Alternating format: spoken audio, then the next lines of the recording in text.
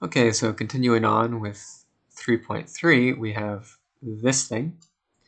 So this looks at first more confusing than it actually is. So basically we just want to look at the first equality here.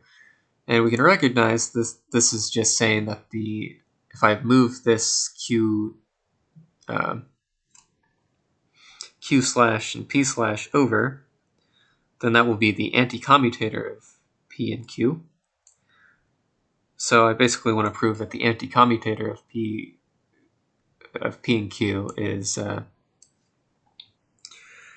2 P dot Q, which is straightforward to do. I just write out, so P slash is gamma mu contracted with P mu, Q slash I can write is gamma nu contracted with Q nu. And then P and Q are just numbers, so I can pull those out of this anti-commutator. And so I just have the anti-commutator of my gamma matrices, which is 2 times eta mu nu. And once I have that eta mu nu, I can raise, or lower, or well, no, raise one of these. And so I get 2 P mu Q mu, which I can just write as P dot Q. So that's easy enough.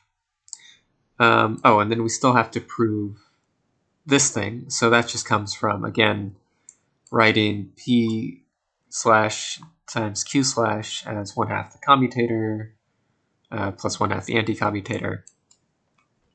We just proved what we just saw what the anti-commutator was, and then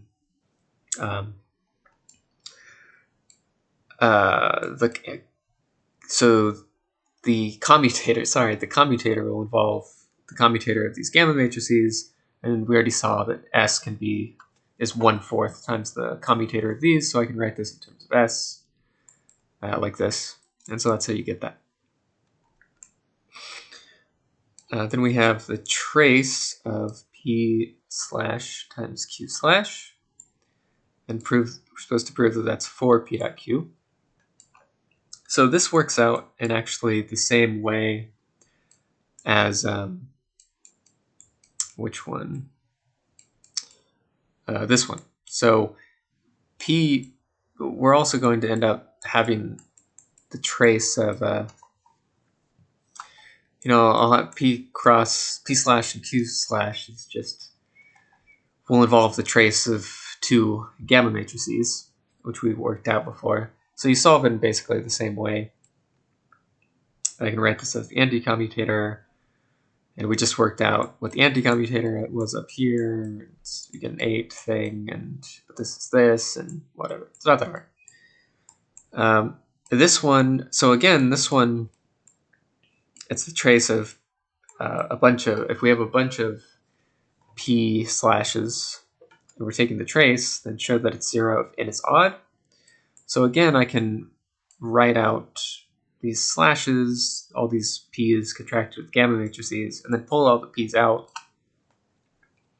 So I'll just have the trace of a bunch of gamma matrices. And again, we saw that the trace of a single gamma matrix is 0, the trace of 3 gamma matrices is 0, all because we end up introducing this this pair of gamma 5s, and then anti-commuting an odd number of times. We pick up a minus sign, then we permute the things, and we end up proving that it's equal to minus itself. So whenever you have an odd number of gamma matrices in your trace, you're going to get that it's 0. And then finally, we have we want to prove that the trace of 4 things is this. So this will involve an even number of gamma matrices. So so again, I pull out my P's, and I have this trace here. And basically, what you want to do is you want to commute this gamma tau all the way over. And